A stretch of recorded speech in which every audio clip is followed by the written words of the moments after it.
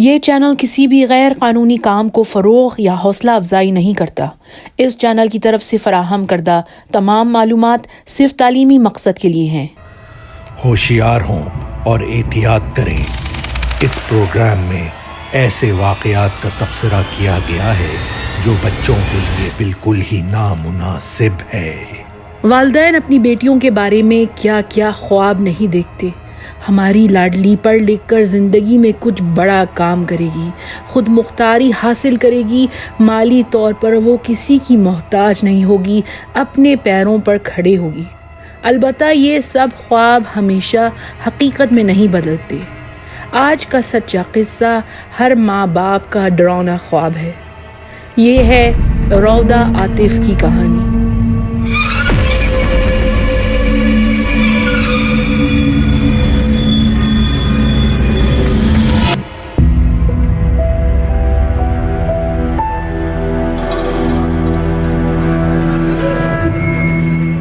18 مئی 1996 مالدیوز کے دارالحکومت میلے میں ایک مسلمان خاندان میں رودا عاطف پیدا ہوئی۔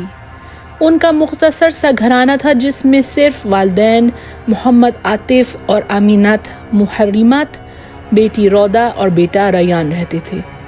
محمد عاطف ایک ڈاکٹر تھا جو بچوں کا اسپیشلسٹ تھا۔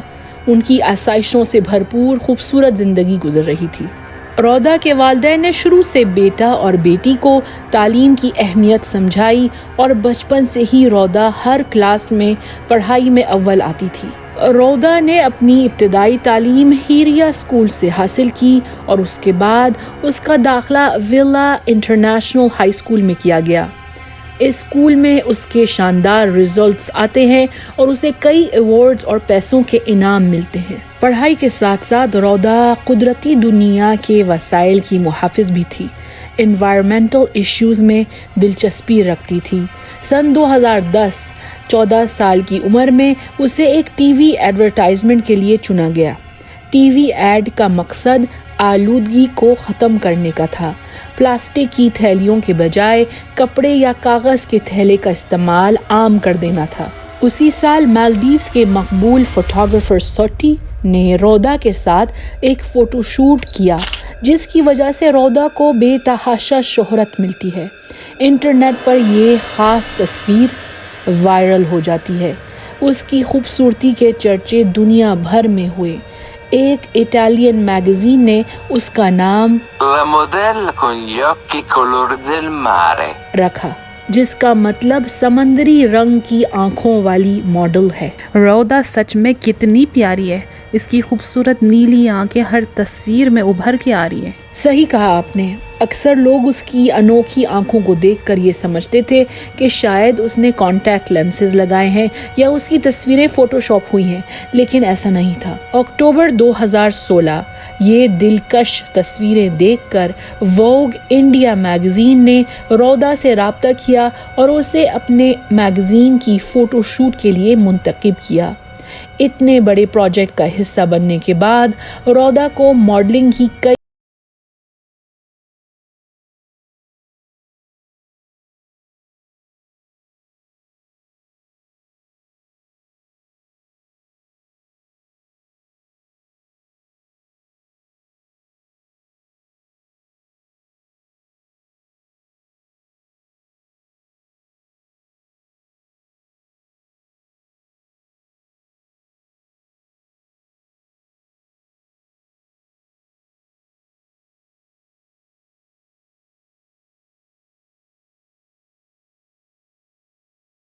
رودا نے ووگ میگزین کو انٹرویو دیتے ہوئے بتایا کہ اگرچہ اس نے ماڈلنگ میں کامیابی حاصل کی ہے، وہ اسے کریئر کے بجائے شوق کے طور پہ کر رہی ہے۔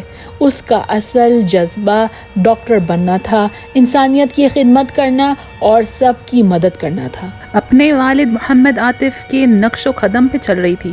بہت خوب۔ ہائی اسکول کے آخری سال میں رودا ٹاپ کرتی ہے اور اسے مالدیوز کے ڈپارٹمنٹ آف ہائر ایجوکیشن سے اسکالرشپ ملتی ہے۔ والدین کے مشورے پر وہ راجشاہی بنگلہ دیش کے اسلامی بینک میڈیکل کالج میں MBBS کے پروگرام میں داخلہ لیتی ہے۔ والدین اس سے خود بنگلہ دیش میں سیٹل کرانے جاتے ہیں۔ میڈیکل کالج کے قریب لڑکیوں کے ہاسٹل میں کمرہ دلواتے ہیں۔ مالدیز میں رہتے ہوئے رودا، جس کی پرورش ماڈرن عقیدے کے مطابق ہوئی تھی، ہر طرح کے کپڑے پہنا کرتی تھی، لیکن اسے والدین سمجھاتے ہیں کہ بنگلہ دیش ایک مذہبی قدامت پسند ملک ہے اور بنگلہ دیش میں چھوٹے کپڑے یا ٹائٹ جینز پہن کر باہر نکلنا خطرناک ثابت ہو سکتا ہے۔ لہٰذا رودا کے والدین اسے بازار لے جاتے ہیں اور خوب سارے روایتی کپڑے، شلوار قمیض، عبایا اسے خرید کر دیتے ہیں۔ 29 مارچ 2017 عاطف فیملی کو ایک تباہ کن خبر ملتی ہے۔ ان کو فون پر بتایا جاتا ہے کہ ان کی بیٹی 20 سالہ رودا نے خودکشی کر لی ہے۔ پولیس کا کہنا تھا کہ رودا کے کالج کی دوست اور روم میٹ سیرت پروین نے جب کمرے میں داخل ہونے کی کوشش کی تو اس نے غور کیا کہ دروازے اندر سے لاک ہیں۔ بار بار کھٹکھٹانے کے باوجود رودا نے دروازہ نہیں کھولا تو سیرت نے دروازوں کے بیچ کی سان میں آنکھ لگا کر دیکھا۔ اسے رودا پنکھے سے لٹکتے ہوئے نظر آئی۔ سیرت نے خوب شور مچایا اور ہاسٹل کی سپرنٹینڈنٹ محمودہ بیگم ساتھ میں کئی اسٹوڈنٹس دوڑ کر وہاں پہنچتے ہیں اور دیکھتے ہیں کہ رودا کی لاش بیڈ پر پڑی ہے۔ سیرت پروین نے ان کو بتایا کہ اس نے دروازوں کو خوب پیٹا تھا اور چٹخنی مکھوں کے زور سے نیچے اتر گئی، دروازہ کھل گیا۔ پھر سیرت نے ایک چھری کے ذریعے رودا کی گردن پر بندھا ہوا سکارف کاٹا اور اس کی لاش بستر پر لٹائی۔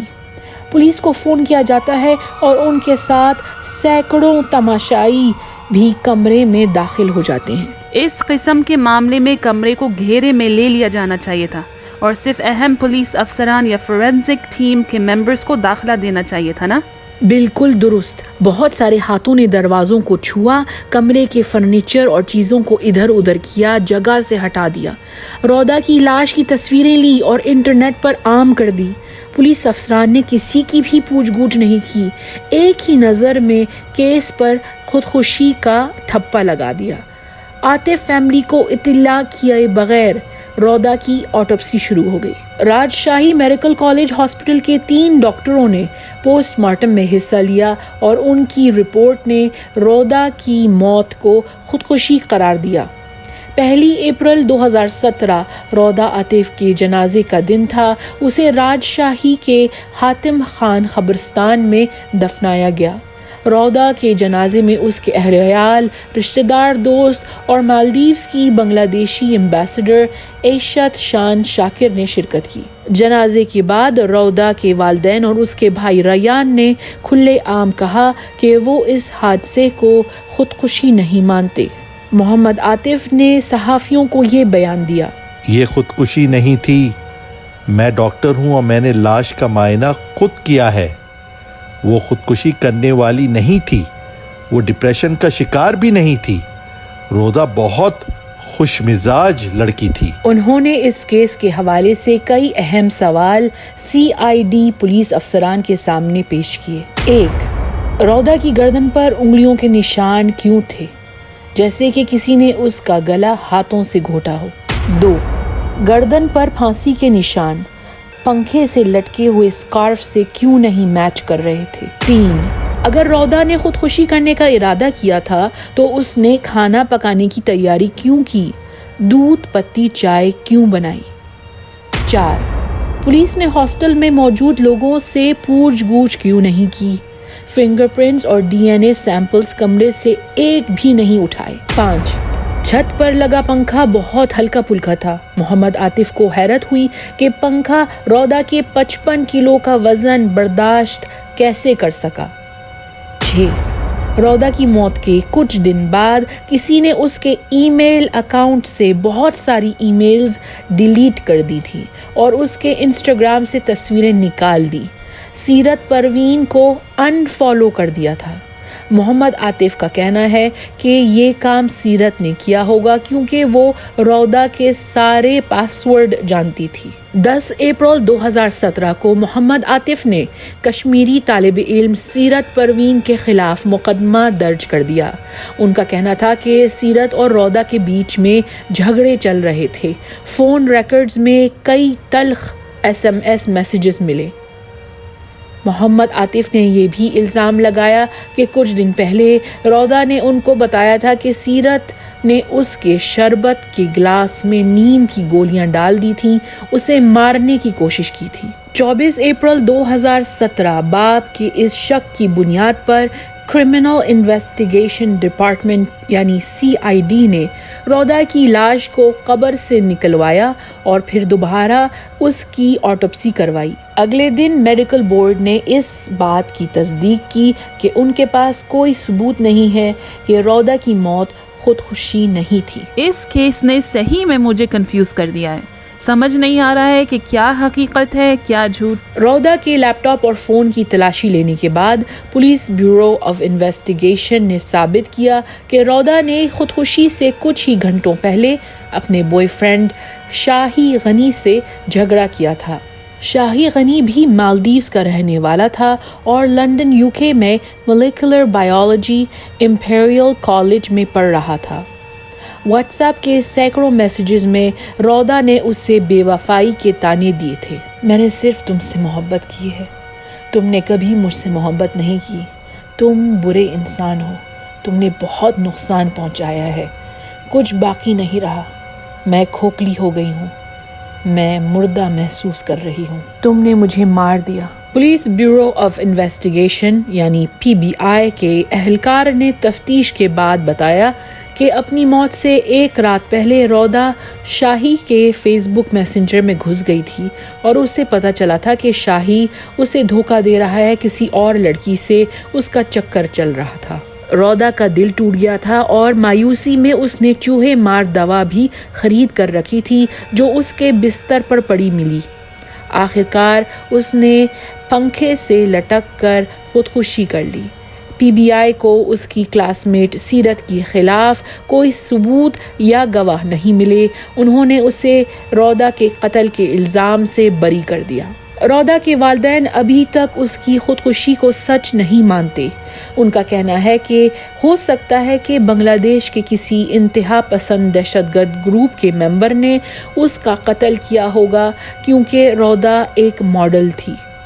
محمد عاطف نے 2 اور بنگلہ دیشی ماڈلز کی مثال دی جن کی موت بہت مشکوک طریقے سے وارد ہوئی ہے۔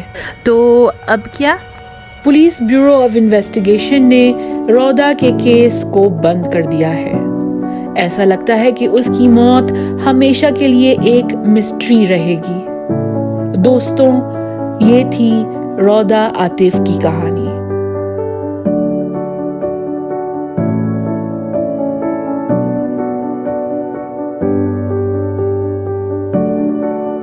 ہمارے چینل کو سپورٹ کریے، خوش رہیے اور محفوظ رہیے۔